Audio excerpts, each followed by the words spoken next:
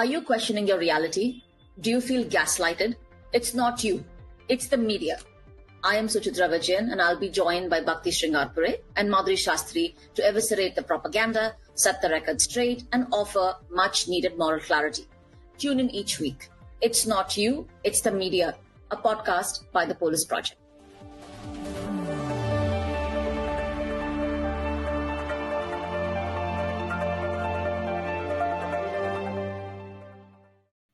Hello and welcome everyone for another episode of It's Not You, It's the Media. Today we are going to discuss a very important topic, and that is India developing a fascist aesthetic? The answer, of course, is yes. But before we go in, I'm going to ask Bhakti to kind of break down what is fascist, what is aesthetic, and how do we come to the conclusion that India is indeed fascist. Bhakti, on to you. Oh my God! I know this is cool. I don't remember who came up with the idea of this Me. question.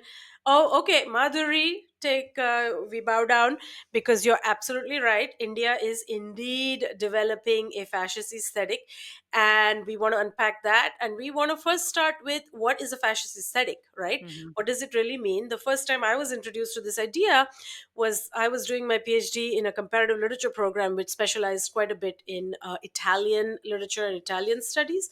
And I ended up in this class where they were talking a lot about Mussolini, fascism, and fashion. And there we developed the idea of this militarized aesthetic. And as you know, many designers love this aesthetic, military chic, the epaulettes, the military facade, combat boots, all that kind of stuff, and badges, ceremonial accessories, things like that. So we unpacked a lot of this stuff, and I was mind blown. Of course, the idea of aesthetics and politics comes from our great German philosopher Walter Benjamin, who wrote a lot about this.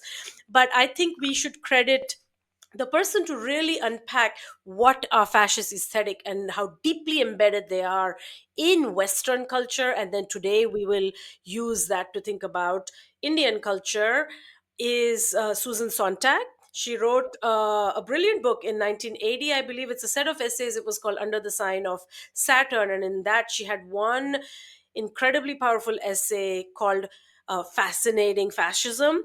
And nobody had really made that link before between fascism and fascinating. But she really it's a very witty essay. It's very brilliant, and it's super groundbreaking because she's looking at the work of basically the Nazi filmmaker Leni Riefenstahl, and talking a lot about the kind of aesthetics we've inherited from her and from Nazism, and then of course also from fascism generally.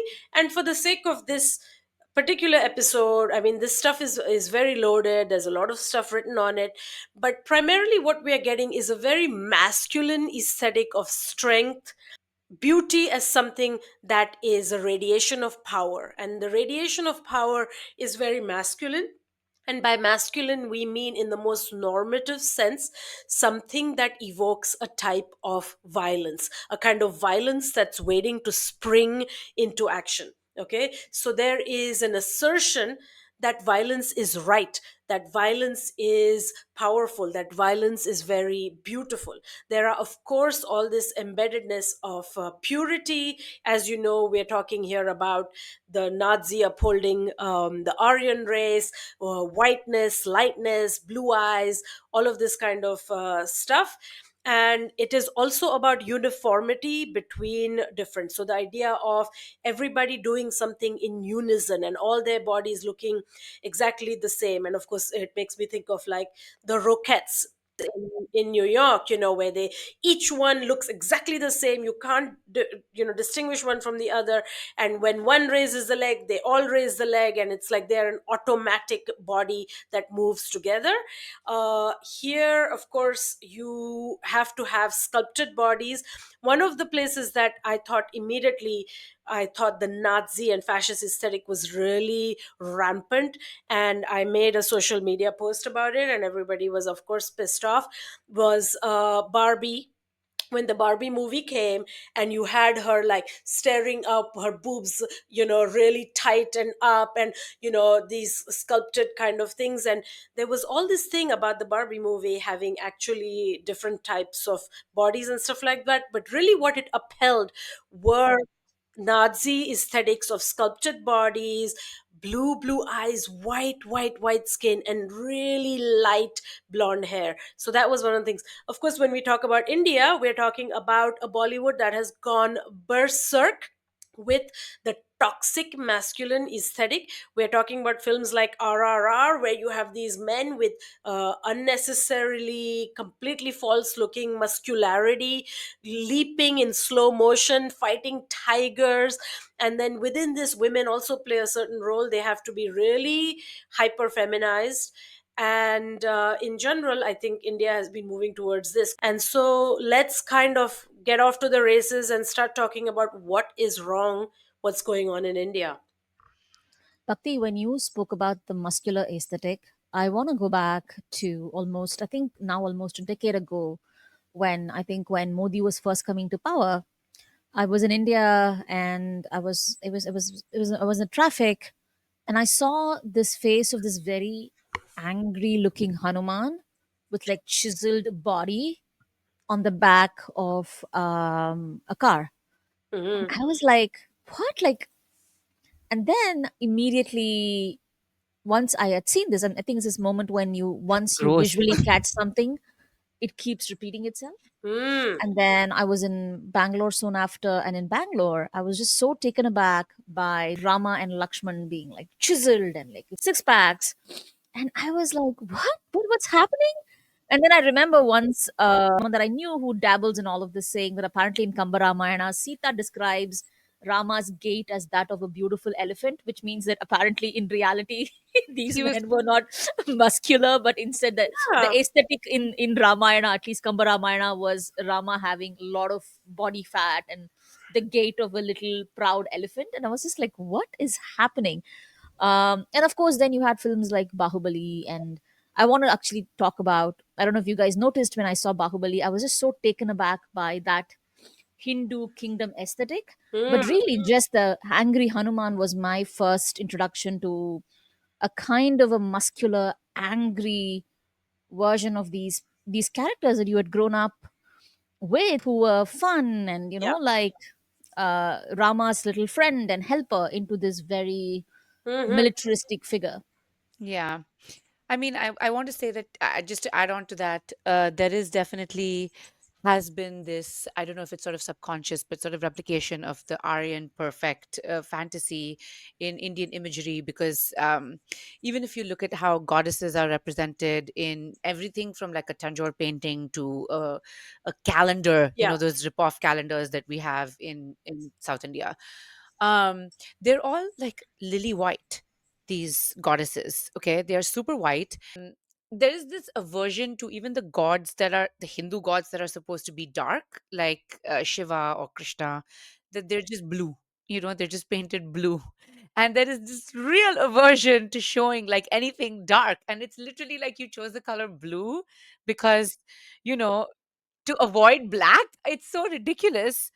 And the way that this aesthetic I feel like is now coming across is it's so obvious in propaganda movies that Bollywood has released, which seems to be the only kind of movies that it releases. So if you look at all of these, I don't know, there's Uri is a big one that comes to mind, starring Vicky Kaushal, which is about the surgical strikes in Kashmir. I mean, the messaging is beyond on the nose, but also the look is very like the posters are very, it's like him in camo and looking really, like it's just military um, praise, and like it's like a shrine. It looks like a shrine to a soldier, and for the women like action movies seem to be everything, right? So whether it's like an Alia Bhatt starrer like Razi, where she's like the demure spy but she's really Hindustani and she's in Pakistan, and action movies seem to be the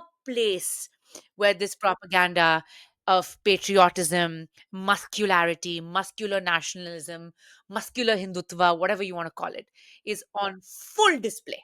Yeah, I mean, it's a direct connection also with the RSS Yeah, and yeah. militarization and all that kind of stuff. And it's really caught hold. Of course, when Bollywood does it, it's so alluring. They do it in like this extraordinary scope, and they are just so, the uniformity, the pomp, and the pageantry of it, the look of it, it becomes so alluring that you get sucked in and embedded into it. And of course, the way we are seeing it proliferate is, well, forget the social media, but like all these crazy weddings, because everyone is tripping over themselves. They have these choreographers who come for the sangeets weeks in advance. Everybody's learning those steps. Everybody has to look a certain way. And, I'm sure we are going to talk about the Ambani wedding, but at least the one interesting thing about the Ambani wedding was that groom who did not look part of that aesthetic, even though every single person around them was looking straight, like they had really tried to mold themselves. Now that you talk about the Bollywood and the Ambani wedding, can we talk about the proliferation of Karva Chauth as both a performance of, like, I don't know, your wealth, but also this bullshit idea that you are feminist? In terms of the timeline, the first time I see something like the Karva Chauth is Dilwale Dulhania Le Jayenge. And I'm like, what? What is this? Like, why? Doesn't matter. And then, of course, as Karan Johar's films become um, bigger and glossier, and the diaspora kind of gets caught into this like performance of Indianness. Now I saw the Fabulous Lives of Bollywood Wives, where none of the kids can actually speak Hindi. They all speak an internationalized version of English, and they're all performing Karwa Chauth. And you're like, I don't know, like, why? And again, it's very interesting that Karwa Chauth is that festival, and now I see South Indians doing it. Now I on Instagram every year. Yes, last year I saw this influencer South Indian couple doing this karva chauth thing, because it's like it's Indian, and they also perform this thing where they did this feminist karva chauth where the both the husband and the wife now, Fast and for I'm one just another. like, yeah, one another. And it was like, and this couple also does yoga, and it's like all it's like bhakti's nightmare and cultural fascistic elements come together. I Time, don't know. because it's all about upholding a certain type of masculinity. And of course, the notion of Right. a particular dominant religion, now really the religion becomes an aesthetic. Like, aesthetically, this stuff used to be super cringe, for most of us growing up. Like, okay, you did it, you grew up in a Hindu household, you did this, you did that. It hadn't become so heavily aestheticized, it hadn't proliferated. And of course, you have this North Indian Bollywood style practice That's of right. religion now, and it's really kind of pretending it's feminist is a joke, because the whole thing is about sacrificing something or the other for your husband. Okay, so it's nonsensical to start with, especially in a country where you still have so many problems, from poverty to the lack of education for girls to extraordinary actual Hindutva and fascism proliferating and taking lives. But it's just the aestheticization of a certain kind of religiosity is complete, and embedded in it are two things, and I keep repeating, is an embrace of this hyper masculinity, which is toxic in my opinion, and then a kind of violence. It's all about worshipping a kind of violence at the end of the day. Yeah. I mean, to this, I will add it's also a sort of unquestioning Mm, obedience, which is so emblematic of fascism. It's the lack of originality, the lack of yeah. original thought, which really defines progressivism, right? When you're really asking questions, Yeah. why? And I think that, I've said this before. To me, it is always the cultural acceptance of conservatism or whatever it is that precedes the political mapping Mm, onto it. So you have to have a willing populace. I've said this in the past. And Karan Johar's movies and Bollywood, whether we want to believe it or not, have laid the groundwork for Modi or for muscular Hindutva nationalism yeah. to take root. there is no resistant population. It's a pliable soil within which the roots are planted. And when you have a glossy karva chauth, um, I'm not even talking about it being, portrayed as feminist, but when you have an aspirational karva chauth, when it's twinkly, when it's, there's fashion involved, what are you wearing, blah blah blah, it really makes you uncritically Absolutely. obey. No one is questioning why in the ever loving f we are even doing Mm, something like this. And then the worst part is obviously, trying to repackage it as feminist, which is ridiculous, And of course, the weddings have done that too. It's become, there is no, first of all, to your point, Bhakti, about this, pan North Indianism being paraded as Indianism, which is really frustrating to me, because a lot of um, what is really meaningful about culture, which is its local, your local traditions, they might not always be feminist or whatever, but anything that signals to a local history, a certain way of being, has been flattened into what is now, I can only call, a mhm. Bollywood wedding. So Suchitra and I have had this conversation before, where we've really wondered. Suchitra has asked, why does every Indian wedding look like a Bollywood wedding? And I don't know. I mean, weddings are so cultural, I they're so know. particular to, where you are. And the worst thing for me was, I mean, I think two things happened in Bollywood. One was the sort of fetishizing of the Christian wedding, like the white Christian wedding. Like, if you remember that scene from that Katrina Kaif movie, where she's like, she's running into a church and praying, and she's like some very Hindu woman, and for some reason, she's in a white Uh-huh. wedding gown. Whatever. Anyway, but there is this question of emulating that I have been a part of, wanting to be zeitgeisty, wanting to be Sure. cool, wanting to look, cool, or whatever it is. And ultimately, at its root, there is an uncritical acceptance Yeah, and obedience, and fascism depends on absolutely. that, right? And the way that, I want to talk about the Ambani wedding, but we've also seen this, the way that religious fundamentalism has been taken root in India. If you look at the Ram temple Mhm. consecration, which is an abomination, but the whole event was turned into a spectacle. And you had these Indian social media accounts that are like celebrity accounts, Viral Biani and whatever, all these Instagram accounts, following in real time how many celebrities from Jackie Shroff to Kangana Ranaut went to do seva at the new Ram temple. By which I mean, like, they're washing the floors, they're, like, they're wearing like a thing on their head to prevent themselves from sweating. They're like so tired, and they're just like cleaning the floors of this temple as an act of abject Mhm. devotion. And these social media accounts are like, look at this seva he's doing. So and so is arriving for seva. So and so is arriving for seva. And you would think there was a literal red carpet. The way celebrities showed up one after the other, sitting like in the front row of the consecration, whatever, photographed with so much of an emphasis in Yeah, the media on what they were wearing, who they were sitting next to. Look at the selfies they are taking. awful. Again, uncritical. And like, I remember what gave me the idea for this to ask this question was, um, a lot of emphasis being placed on Alia Bhatt, fascist number one, Alia Bhatt sari.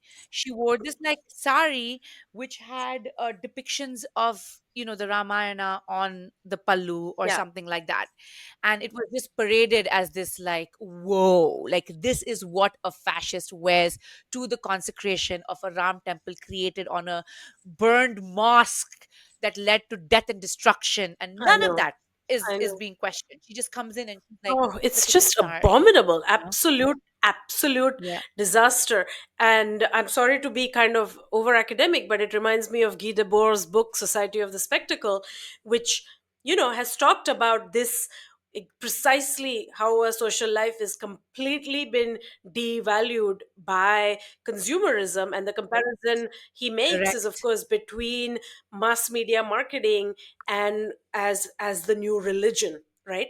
And so here we have like the Mhm. actual religion and the mass media marketing of that religion, and it's just like this Mhm. extraordinary fascist confluence. It's a it's every fascist's wet dream. And to walk us back into this conversation is, let's think about Modi using muscularity. You look at this guy, you talk to people who don't know anything about India, and they're like, oh yeah, Modi, he's the prime minister, and he doesn't look particularly charismatic or interesting or whatever, but he has built an entire campaign based on his chest size.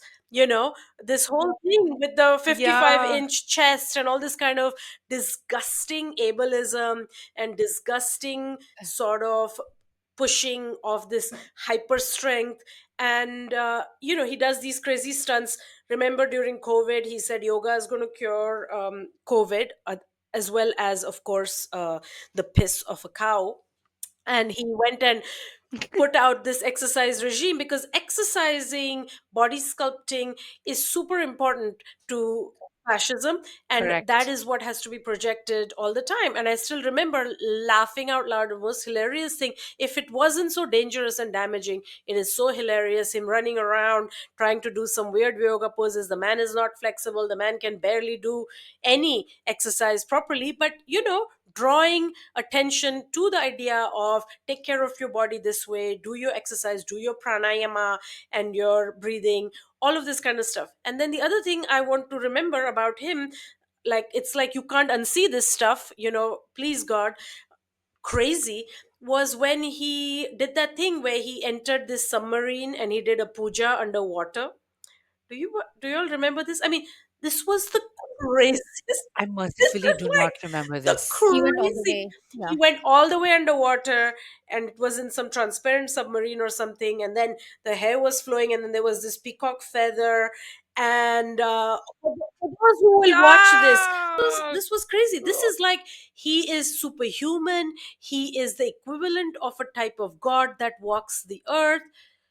This is fascism, and now everybody is obeying. Alia Bhatt, forget it. I mean, the whole gang obeys, and every movie that comes out, not to mention all those weird ZTV series that come out where they have that flashing aesthetic and the big eyes and the sort of menace and the violence and the drama in every scene. What is that? That is also Yep. a kind of violent fascist aesthetic. Bhakti, I'm actually glad you brought this up. But I just remember, again, before this kind of intense satellite television, like 24-hour TV, like this soap operas that run for years, I do remember there was a time when, as a young person in India watching television, every woman on television had a job. They were cops, they were hair hostess, they were teachers, they were women struggling to Yes. grow. And now I look at this television series, none of them have jobs. I Like, know. I'm not saying that a woman has to have a job. I'm just saying that, at least when I was growing up, it was seen, like, one thing that my mom would say over and over again is that I need you to go to school, I need you to get an education, I need you to be able to have a job in order to Mhm. support yourself. And it came from a place where my grandmother was pulled out of school before she could finish. All of my aunts who are brilliant were all pulled out of school in high school. My mom was the first person in her family to go get an education, go to law school, and graduate as someone who just didn't stop. And of course, in which there's a NPR report that says as women in India drop out of workforce even as the economy grows. Yeah. And now I think there is something that is related, is that when you now grow up seeing women as constantly as these victims or antagonists, and the only thing that they're dealing with is the household, the cooking, and the drama, and how to destroy someone, that is an aesthetic too. I know. And that I is know. being repeated over and over again. No, no, Yeah, absolutely. And I yeah. still I see what you're remember saying. growing up, I'm Maharashtrian, we watched Marathi channel, of course. And I remember all the social justice TV series. It's super sweet. I'm sure it had its flaws, but it is a complete overhaul from that. And it's all the time, it's just religious propaganda. That's all there is. That is all you ever see. There is nothing outside of this line. And then the thing about Bollywood too, it's like the look of the actresses or the women on screen is so different now. Of course, the men look totally different. I blame Hrithik Roshan. Okay, he was the one who started. He was the first one with the hyper sculpt that then made it kind of difficult for everybody to go around and not look like him. He's also light eyed, light skinned, all that stuff. And there was this mythology around him. He was a skinny boy, not super cute, and then he built himself up and he learned to dance, he learned to do this, and he generated this aesthetic. He was one of the early ones, because Shah Rukh and all used to not do that. Now, of course, Shah Rukh built himself up for Pathan and all those different movies, but that was not the case before. The other person I want to put on a chopping block, and I have to admit, I used to be very allured and very excited by his movies for a long time, until I sort of woke up, thank God, grew up, is Sanjay Leela Bansali, with this hyper majestic temple aesthetic for everything. And if you go to Rajasthan and if you go to one of the palaces, for example, you go in there and people were no taller than 5'3", 5'4". Okay, but you go into a Sanjay Leela Bansali set from the same time, and it's just like it's as if everybody was superhuman, and they live Yeah. extraordinary, like 10 ring lights, chandeliers, and it's preposterous. I mean, he did this. He did, of course, he did. But also, he is very much responsible for creating a particular kind of fetishized Muslim aesthetic, Yeah. where you're constantly fetishizing the other, but at the same time creating pathways for their dehumanization. Like a Muslim is only a body. Yeah. Like I think Hira Mandi and other things, it's like the men in Surma. And I remember another friend of ours saying that, as someone who's Pakistani growing up in Pakistan, she's never seen men in Surma. Maybe it's like a small group of men, Yeah. but this men in Surma, this kind of like, Yeah. there's this one dialogue in the movie where the grandmother is saying something about, oh, with men this beautiful, may Allah give women, like, I don't know, like restraint. And I'm like, what? So Yeah. yes, Yeah. there's this Yeah. fetishization of the body as the aesthetic over the political, always the Absolutely. aesthetic over the Yeah. political. I just wanted to jump in quickly and respond to something that Bhakti said, which is, all of those social justice films and, things that you were talking about, they came in an era that was closer to decolonization. Our post-colonial past was palpable.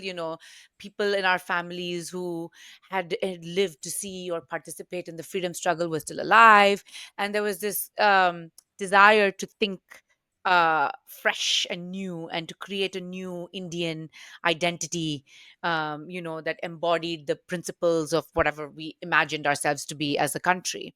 And now that has been, even more Yeah. flattened into, what is Hindu is what is Indian.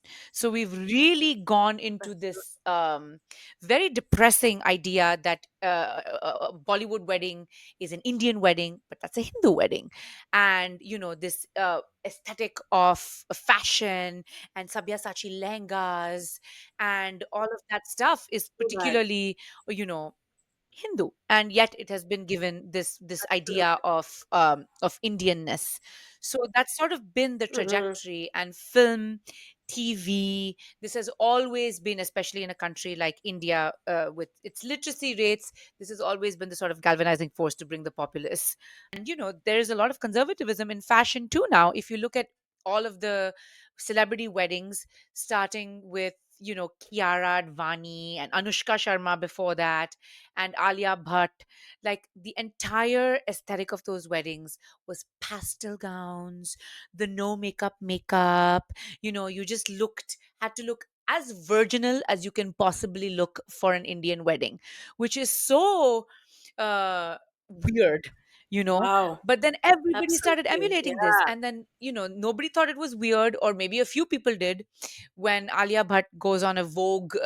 She's doing like a Vogue makeup tutorial or something, and she's just casually saying how she doesn't really wear bright lipsticks, because when she does wear this particular shade, her husband comes, Ranbir Kapoor, and is like, take it off, take it off.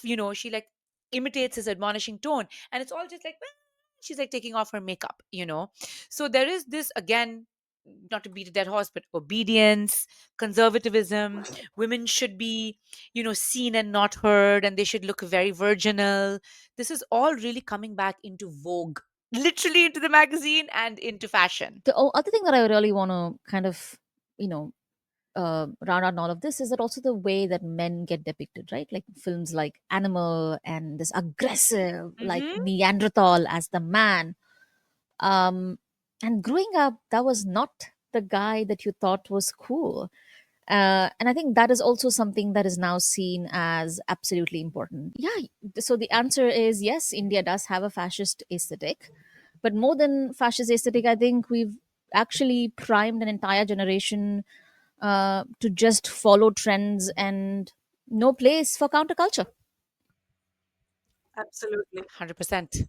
Clones galore. Absolutely. And I think that it really just goes on to say how powerful culture is. That there is this, this mimetic desire to like kind of like Yes. want to like replicate this aesthetic, to be a part of it, to do the dance, to be part of the cool collective, and which again means that we have to spend more time to figure out who we are, which is beyond Instagram reels and what the Ambani weddings are training us to think we are. And as always, Yep. it's not you, it's the Instagram reel.